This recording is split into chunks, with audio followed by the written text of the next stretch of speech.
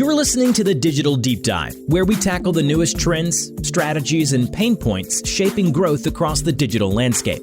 From Amazon and D2C to international expansion, join our host and e-commerce leaders across multiple industries for in-depth discussions on how to maximize your brands in the digital arena. Now, here's your host, Aaron Conant. Hi everyone, Aaron Conant here. Thanks for joining us for another episode where I talk with leaders in the e-commerce, media, and tech space, from entrepreneurs to platinum executives. On this special edition of the show, we'll take a look back at some of our favorite conversations with past guests. It's brought to you by BWG Connect. At BWG Connect, leading corporate businesses can find the research they need to excel in the modern marketplace. We specialize in technology, media, e-commerce, and payment industries, just to name a few. BWG Connect's network of industry executives works to provide exemplary research and corporate intelligence services. We have hosted over 2,000 virtual and in-person forums to develop and leverage this network to its fullest potential. Our industry advisory boards are tailored to their specific industries, representing the best of their respective communities. Ever since 2013, we have held to the philosophy that everyone contributes to a candid group conversation.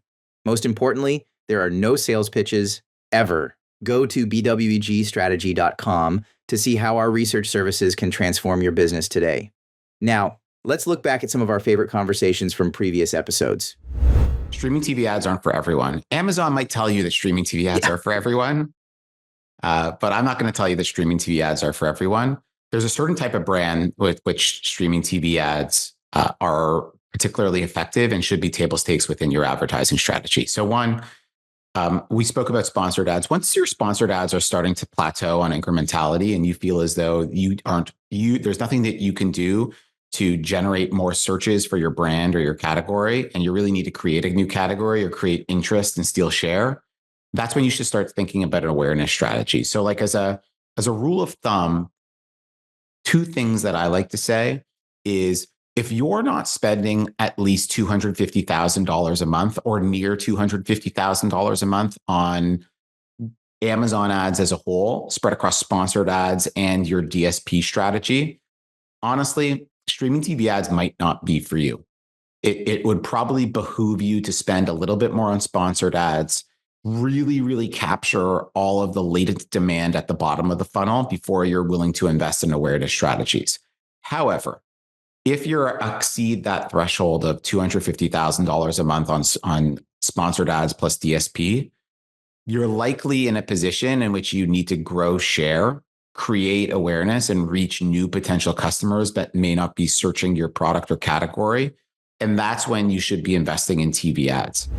From an e-commerce perspective, that whole subscribe and save thing and all those initiatives, or auto ship or messaging, or maybe some funding towards it, trying to, lock in a consumer while providing them a discount, make their life a little bit easier. Like, not that people haven't focused on it, but really maybe put a little bit closer look, maybe create some content around subscribe and save, or negotiate different things, with the retailer for us. So I think one, if you're like an e-com team, subscribe and save.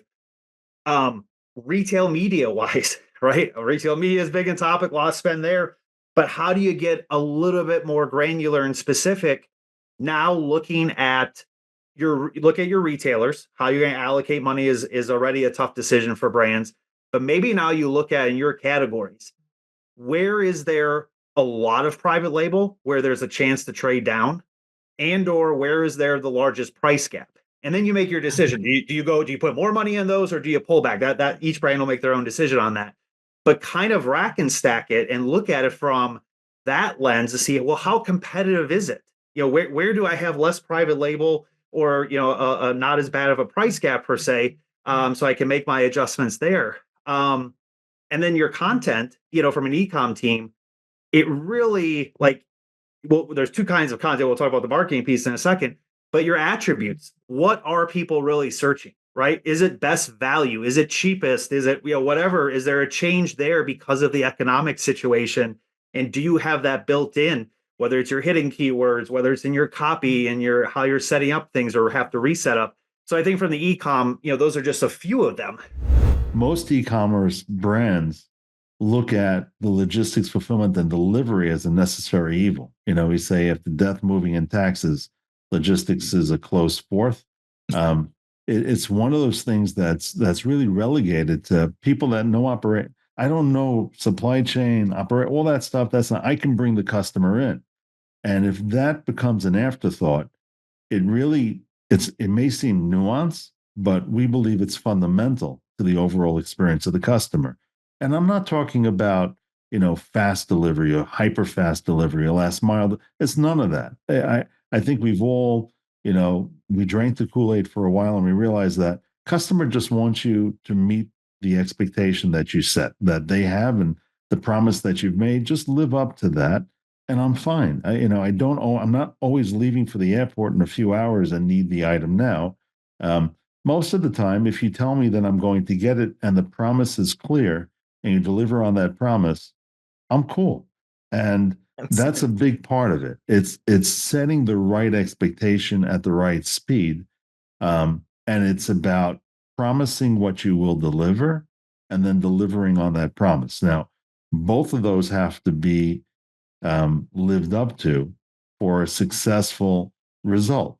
Because if you make a lot of promises, and it is easy to make promises, and brands today are certainly aware, much more aware than ever before, about what it means, to make an accurate promise, which is why there are so many sites that say, 4 to 10 days or 3 to 8 days. Forget about it. Right? They'll go out and leave themselves the margin, rightfully so that the promise is accurate. And you don't want to make a promise you don't keep, because the implications are much worse of making a promise and not living up to it.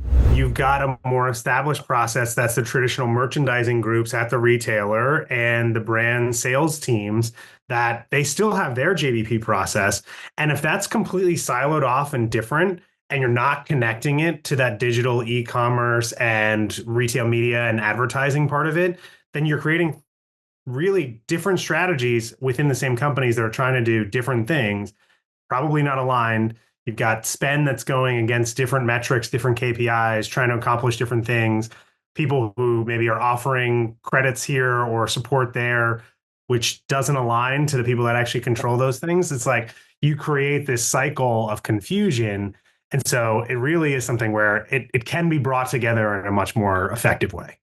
And that was one of the questions we asked, actually, Aaron, in our research. We were like, okay, what JBP do you have? And they were like, oh, which one? And we were like, what do you mean, which one? And the brands were like, oh, well, we have a retail media JBP, and then there's like a broader business JBP. And we were like, oh, interesting. Who's involved in each of those? Totally separate teams. They don't necessarily talk to each other. And some brands even shared an anecdote where they had like sales reps who were committing to retail media spend and not telling the marketing team, and they were unaware. And so at the end of the day, they were committing to something that they actually couldn't do. And so it caused all kinds of turmoil on the P&L for the finance team, because both hands weren't talking to each other in the same organization, which cannot happen, especially because everyone's so focused on profitability right now. So I think a lot of the AI, even what I've seen in the company I'm with, it's focused a lot on sponsored ads, which is the most obvious, right? Because that's where most people are spending their time and money. And so, really to kind of master that. But what's cool is now, imagine now with DSP, you have AI and you have the same type of automation and you have the same type of machine language learning that's really kind of coming into play when you're talking about your programmatic spend. And how do you do that specific targeting, and especially those consumers that are really not, shopping on Amazon or leaving Amazon, and how do you really retarget them?